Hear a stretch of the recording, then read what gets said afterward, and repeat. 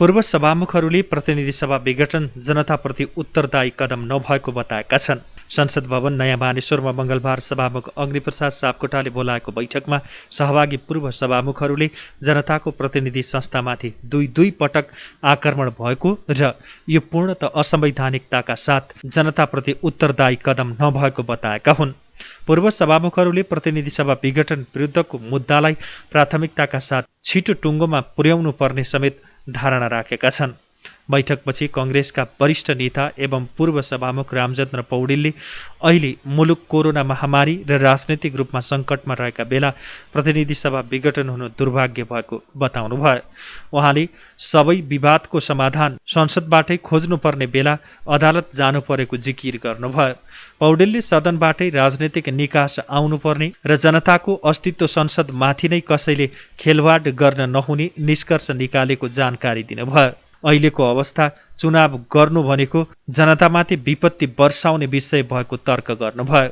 उहाँले अहिले सदन नरहेको अवस्थामा अध्यादेशबाट जेठ 15 गते नै बजेट ल्याउनुपर्छ भन्ने अवस्था नरहेको जिकिर गर्नुभयो। हामीले अहिलेको परिस्थिति दुई किसिमले सङ्कटग्रस्त हामीले देख्यौँ, चिन्ता गऱ्यौँ। एउटा त राजनीतिक रूपले एउटा सङ्कटग्रस्त अवस्थामा पुर्याइएको छ देशलाई। अर्को यो कोरोनाको महामारीले सङ्कटग्रस्त छ देश। यस्तो सङ्कटको बेलामा आज प्रतिनिधि सभा छैन र यसमा हामीले सबभन्दा बढी चिन्ता के व्यक्त गऱ्यौँ भने कि हाम्रा राजनीतिक विवादहरू जति पनि समस्याहरू हुन्छन् ती समस्याको समाधान गर्नको लागि नै आज राष्ट्रले, देशले, जनताले यत्रो ठुलो संसदको निर्माण गरेका छन्। जनप्रतिनिधिहरूको थलो यो सदनबाट नै सबै समस्याको विवादको समाधान खोज्न पर्ने ठाउँमा आज योभन्दा बाहिर गएर समाधान खोज्नुपर्ने, अदालततिर गएर समाधान खोज्नुपर्ने जुन अवस्था सिर्जना गरियो त्यसप्रति हामीले गम्भीर दुःख र चाहिँ चिन्ता प्रकट गऱ्यौँ र चाहिँ सदनबाटै समस्याहरूको, राजनीतिक समस्याहरूको निकास आउनुपर्छ, देशले निकास पाउनुपर्छ र सदनको अस्तित्व जनताको अस्तित्व हो। जनताको अस्तित्वमाथि कसैले पनि खेलवाड गर्नु हुँदैन भन्ने कुरा हामीले चाहिँ नि यो आजको बैठकबाट चाहिँ हामीले सन्देश दिन खोज्यौँ र हामी अब यो अहिलेको दुईटै अवस्था, यो एकातिर व्यवस्थाको रक्षा, अर्कातिर कोरोनाबाट जनताको रक्षा। अब यो अवस्थामा चुनाव यो जनतामाथि धेरै ठुलो आपत्ति वर्षाउने विषय पनि भएको हुनाले र आज अब संसदकै संविधान यो चाहिँ अदालतकै न्यायमूर्तिहरूकै अहिले यो चाहिँ जिम्मेवारी बन्न पुगेको छ। यो सङ्कटबाट, यो दुवै सङ्कटबाट मुलुकलाई निकास दिने जिम्मेवारी अहिले चाहिँ नि न्यायमूर्तिहरू, सर्वोच्च अदालतका न्यायमूर्तिहरूको काँधमा पुगेको छ र उहाँहरूले आफ्नो जिम्मेवारी चाहिँ नि संविधानको मर्म र भावना अनुरूप र अहिलेको देशको जनताको आकाङ्क्षा र अहिलेको परिस्थिति अनुरूप उहाँहरूले चाहिँ निकास दिनुहुनेछ र संसदका बहुमत सदस्यहरूको आकाङ्क्षा र चाहिँ चाहना अनुसारको फैसला छिटोभन्दा छिटो आएर यो बजेट आउनुभन्दा अगाडि नै, बजेट पनि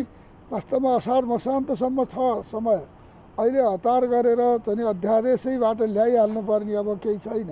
किनभने सदनै नभएको बेलामा जेठ 15 गते भन्ने कुरा अब इरेलेभेन्ट भयो, असान्दर्भिक भयो र अब त तत्कालै केही गर्नु परेमा भन्ने कुरा भने तत्काल भनेको अब असार मसान्तसम्म।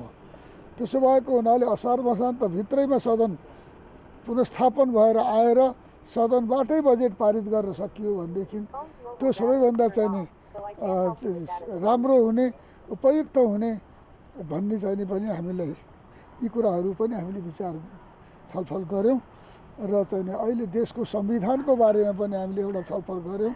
त्यो के हो भनेदेखि हाम्रो देशको संविधान जो बनेको छ यो हाम्रो देशको विशिष्ट परिस्थितिमा बनेको छ। हाम्रो संसदीय प्रणाली हाम्रै विशेषता अनुरूपको छ।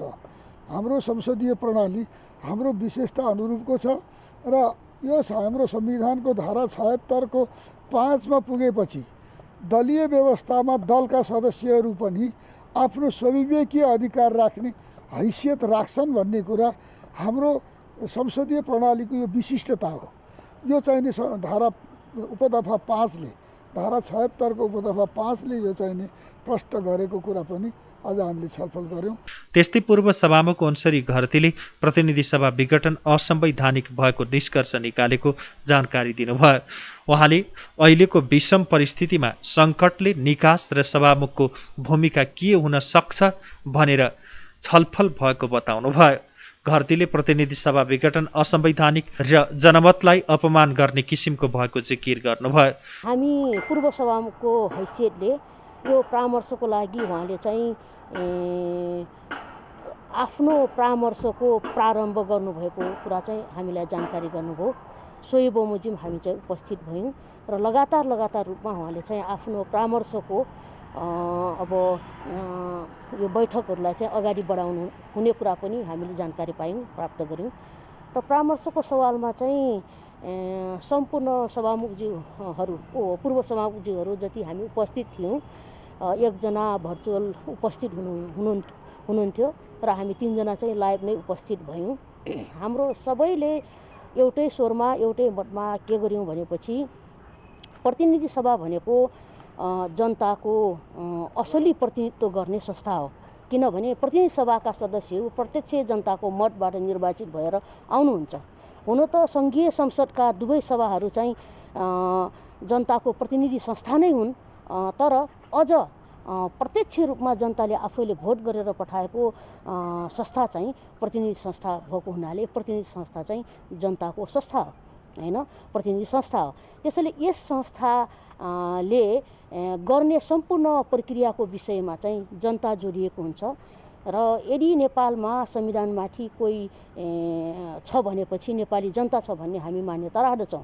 त्यसैले हामीले एकमतका साथ के भन्यौँ भने यो प्रतिनिधि संस्थामाथि या जनताको प्रतिनिधि संस्थामाथि जे आक्रमण भयो, यो प्रतिनिधि सभा विघटन दुई पटक, एकपटक मात्रै नभएर दुई पटक जे चाहिँ विघटन गरियो, यो पूर्णतया असंवैधानिक छ। असंवैधानिक छ। संविधानको 4वटा व्यवस्था, 4वटा विकल्प भनौँ, 4वटा विकल्पहरू सबैमा चाहिँ अभ्यास गरेर 4वटा विकल्प चाहिँ फेल हुने अवस्थामा बल्ल यो चाहिँ प्रतिनिधि सभालाई विघटन गर्ने संविधानको व्यवस्था छ। एकदम बकायदा किटेरै उपधारा 4 को 76 को उपधारा 4 को व्यवस्था चाहिँ 30 दिनभित्र विश्वासको मत लिने हो, यहाँहरूलाई जानकारी नै छ। त्यो बाहेक 1, 2, 3 र 5 गरेर 4वटा चाहिँ विकल्पहरू नहुँदाखेरि बल्ल चाहिँ प्रतिनिधि सभा विघटन गर्ने हो। त्यसैले सरासर यो असंवैधानिक छ। जनताप्रतिको यो चाहिँ अनुत्तरदायी कुरा छ। जसरी जनताको प्रतिनिधिहरूलाई चाहिँ 5 वर्षको लागि जनताले मतदान गरेर पठाएको थियो, यसलाई अपमान गरिएको छ।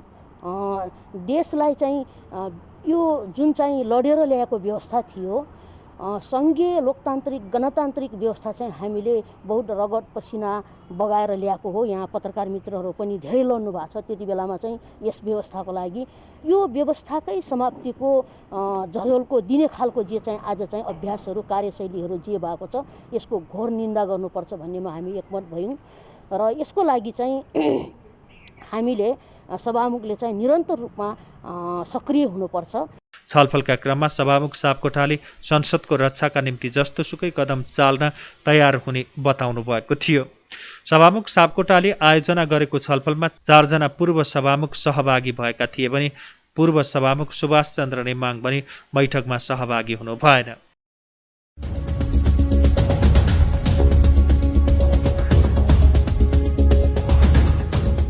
प्रतिनिधि सभा विघटनको विरुद्ध सर्वोच्चमा रिट निवेदन दिएका विपक्षी गठबन्धनले कानुनी लडाईँलाई प्रभावकारी ढङ्गले अघि बढाउने निष्कर्ष निकालेका छन्।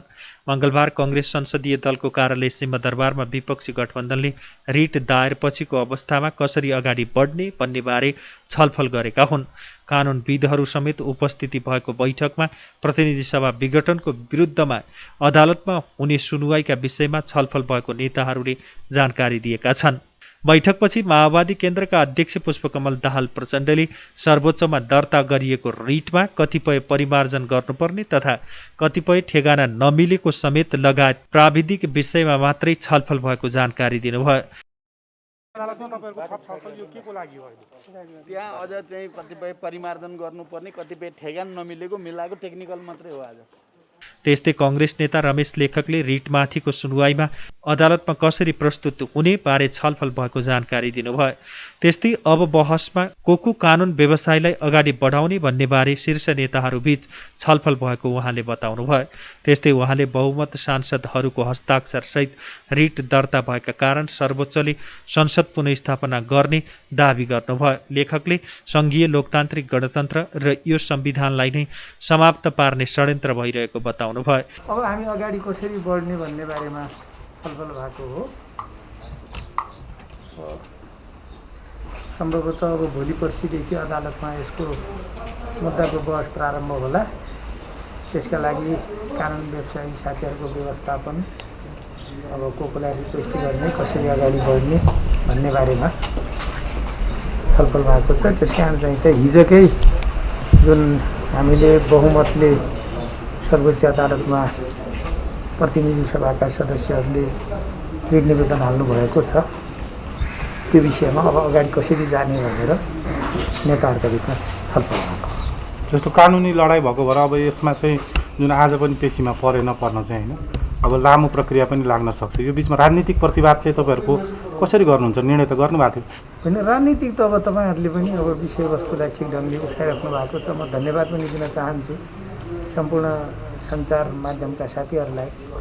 वास्तवमा यो देशमा लोकतन्त्रलाई जीवित राख्नका लागि, संविधानलाई जीवित राख्नका लागि तपाईँहरूले जुन भूमिका गरिराख्नु भएको छ त्यसलाई निरन्तरता दिन पनि जरुरी छ। किनभने लोकतन्त्र नै नरहने खतरामा मुलुक पुगेको छ। मैले त अस्ति पनि भनेको थिएँ, यो स्थिति कस्तो आइसक्यो भने मुलुक एउटा नयाँ ध्रुवीकरणमा प्रवेश गरेको छ। सङ्घीय लोकतान्त्रिक गणतन्त्रलाई र यो संविधानलाई जोगाउनका लागि नेपाली काङ्ग्रेसको नेतृत्वमा हामी अगाडि बढेका छौँ। अब यसलाई संविधान समाप्त गर्ने, सङ्घीय लोकतान्त्रिक गणतन्त्रलाई समाप्त गर्ने ठुलो चलखेल भइरहेको छ। योभन्दा पहिलाको संसदको विघटन, प्रतिनिधि सभाको विघटनदेखि लिएर अहिले संसदको बहुमत सदस्यहरूले फलानलाई प्रधानमन्त्री बनाउनुहोस् भनेर नेपाली काङ्ग्रेसका सभापति शेरबहादुर देउवाजीलाई प्रस्ताव गरिसकेपछि पनि संसदीय पद्धतिमा प्रधानमन्त्री बनाउन इन्कार गर्ने भनेको संसदीय पद्धतिको त्योभन्दा ज्यादा मजा के हुनसक्छ? हाम्रो देशमा त संसदीय पद्धति हो नि। बैठकमा सभापति शेरबहादुर देउवा, माओवादी केन्द्रका अध्यक्ष प्रचण्ड, माधव कुमार नेपाल लगायतका नेताहरू सहभागी थिए। प्रतिनिधि सभा पुनर्स्थापना र नेपाली कङ्ग्रेसका सभापति शेरबहादुर देउवालाई प्रधानमन्त्रीमा नियुक्त गर्न माग गर्दै विपक्षी गठबन्धनले सोमबार सर्वोच्च अदालतमा रिट निवेदन दिएका थिए।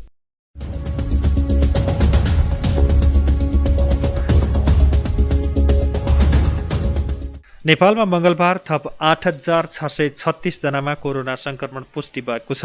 देशभर गरिएको 22,306 PCR परीक्षणका क्रममा 8,387 र 630 एन्टिजेन परीक्षणका क्रममा 249 जनामा कोरोना संक्रमण पुष्टि भएको स्वास्थ्य मन्त्रालयले जनाएको छ। यससँगै नेपालमा कोरोना संक्रमितको सङ्ख्या 5,28,848 पुगेको छ। त्यस्तै कोरोनाका कारण थप 169 जनाको मृत्यु भएको छ।